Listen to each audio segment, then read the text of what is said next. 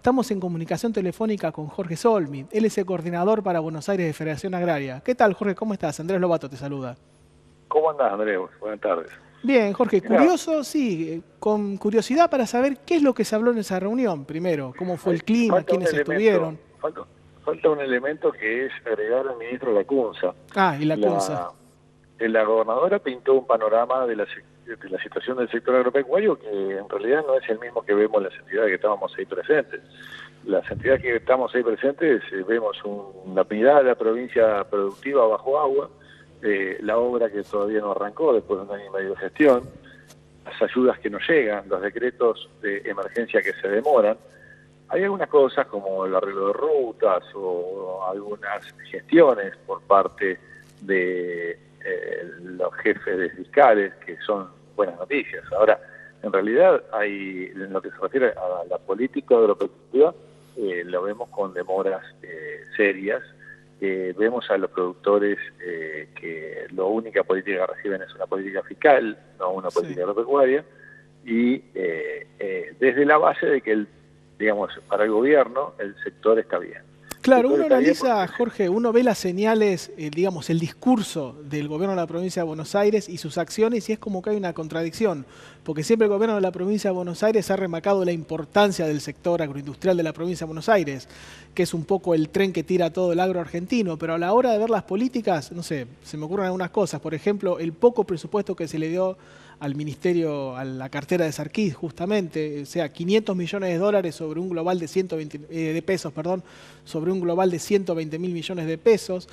Cuando la gobernadora Vidal dio su discurso de apertura de sesiones legislativas, por ejemplo, no nombró al campo, una presión fiscal excesiva y con poco tacto, como fue el caso del revalúo fiscal que se envió a los productores, sobre todo de zonas afectadas. La verdad que llama la atención esa simetría entre lo que se dice y lo que se hace.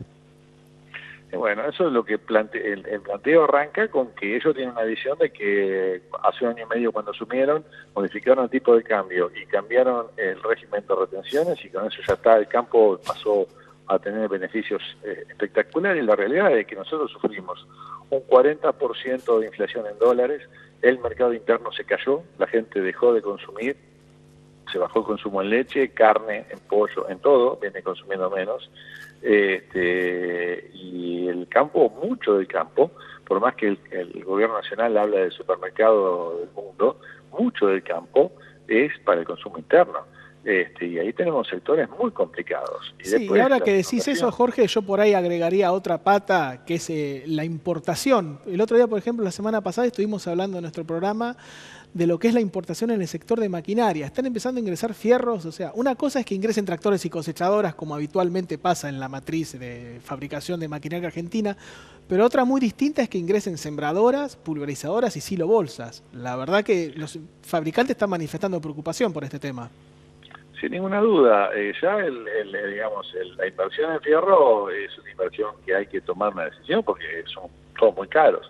La tecnificación que se ha logrado en la Argentina es de primer nivel, pero bueno, vamos perdiendo competitividad y empiezan a aparecer de afuera. Y la realidad es que hoy hay una gran diferencia en las escalas, digamos, no todo el sector agropecuario está igual, los productores más chicos están mucho más jodidos que un productor más grande, y bueno, cuando uno analiza esto en una planilla de cálculo, obviamente ve un promedio. El promedio que hace que mientras los de arriba están bien, los de abajo se funden. Entonces, para la sociología rural, para la economía rural, ese tipo de plancha de cálculo no sirven, porque cada vez vamos a tener menos productores. Eso ya lo vimos en los años 90. Ahora nos ofrecen, nos están ofreciendo créditos. ¿Sí? ¿Los créditos para qué? Si no tenemos rentabilidad. Al no tener rentabilidad y vos sacar un crédito, ¿con qué lo pagás? Con otro crédito, porque no tenés plata. Entonces es una espiral de endeudamiento y terminamos igual que en los 90 con 100.000 productores menos. Claro, y no es lo que nosotros queremos. Entonces nosotros lo que queremos es tratar de coincidir en la visión sobre la provincia. No hay un solo sector agropecuario, sino que hay varios, por regiones, por actividades y por capacidad productiva de cada uno de los actores. Y esto es lo que la provincia no entiende o no quiere entender. Sí, Jorge, siempre el tema de la diferenciación de escalas es algo que has remarcado constantemente, bueno, en todas las charlas que hemos tenido y en tu discurso en general. Digamos, entre las entidades que estaban presentes en esta reunión, ¿hubo algún reclamo unificado por las 3 o 4 partes que estuvieron? En esto coincidimos todos. Coincidimos de que la visión que tiene el sector el gobierno provincial no es la visión que tiene el sector las entidades. Tenemos una visión muy distinta. Había productores del sudeste de la provincia de Buenos Aires. Te cuento una anécdota. Uno de los productores, el representante de Coninagro, le plantea, dice, yo para empezar a ganar plata con el trigo tengo que sacar 2.700 kilos por hectárea. En 80 años que tiene mi padre y de un luego seguí yo con la explotación, ¿sabes cuántas veces superamos los 2.700 kilos? 7 veces. 7 veces en 80 años. Sí, no es una zona que se caracterice por buenos rindes en trigo, además. Claro, no, es una zona del sudoeste de la provincia. Digo, pero también hay productores ahí, ¿eh? Sí, sí. Cada vez menos, pero los hay. Bueno, entonces eso es lo que le planteamos nosotros. Y cuando hablamos de políticas diferenciadas, nosotros hablamos de políticas universales, porque por ahí, con estos temas de las inundaciones, fueron y atendieron a un productor en particular. Es más, la gobernadora fue para y anunció de que a una damnificada que tenía un kiosco lo repusieron al kiosco. Pero bueno, esa damnificada del kiosco que lo repusieron al kiosco por la inundación es una de 3.500 damnificados que hubo en Pergamino. Sí, entonces, la política tiene que ser universal, no singular y con el dedo. Ya pasamos políticas de asignaciones de beneficios con dedo, que no queremos volver a eso. Vos sí, vos no, de acuerdo si me cae simpático, si hacemos negocio o lo que sea.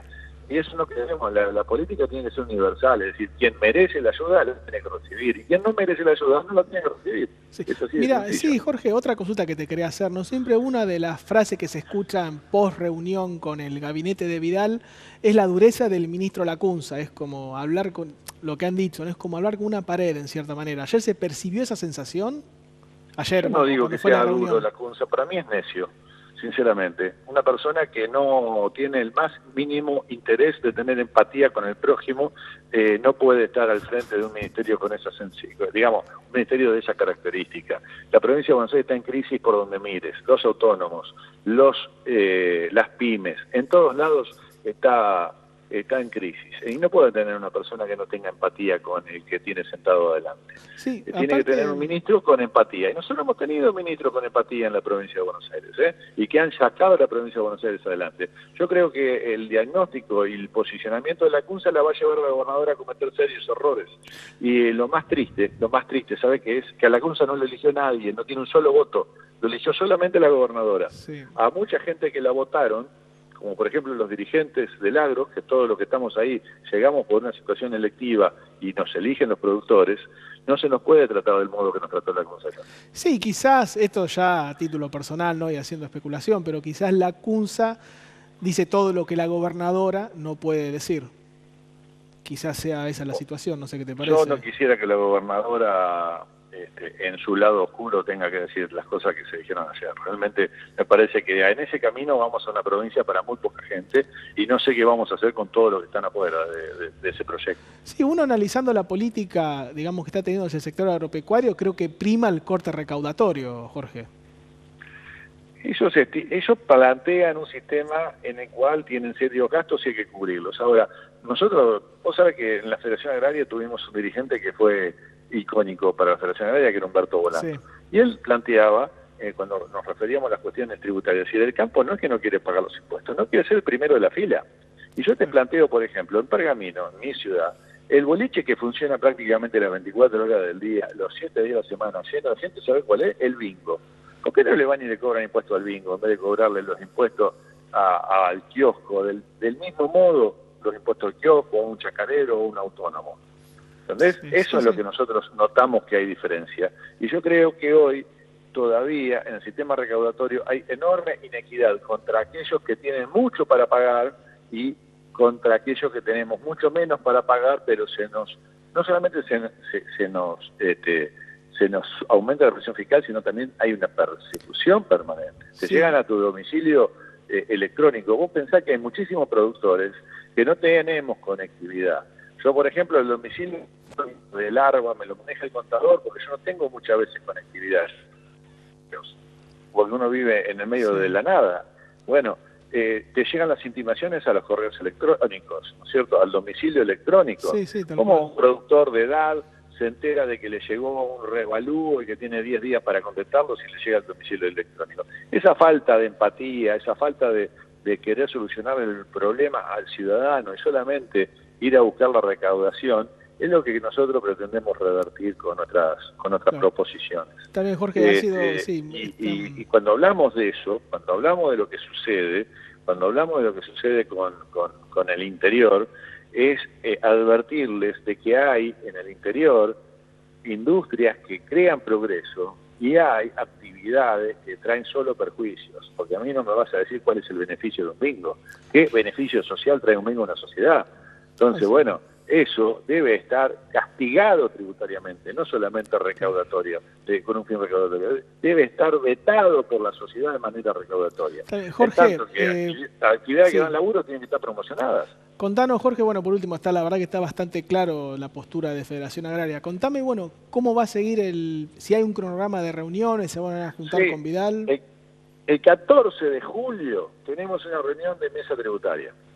Esperemos llegar a esa reunión despojados de estos contradichos de estos días y que, bueno, que cambie la visión de quienes se sienten por parte del gobierno en esa mesa tributaria y encontrar, como ellos dicen, la diagonal que nos sirva a todos los bonaerenses.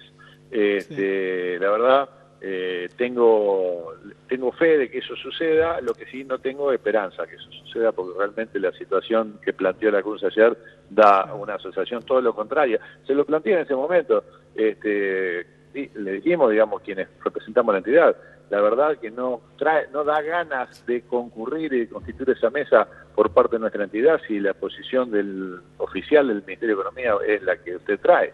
Claro, está bien, Jorge. Bueno, vamos a ver en un par de semanas qué es lo que ocurre con este tema. Así que, bueno, como siempre, Jorge, esperemos que sean mejores noticias. Muchas gracias y muy claro tu testimonio, como siempre. Bueno, vamos a seguir en contacto por este tema. Un gusto enorme. Buenas tardes.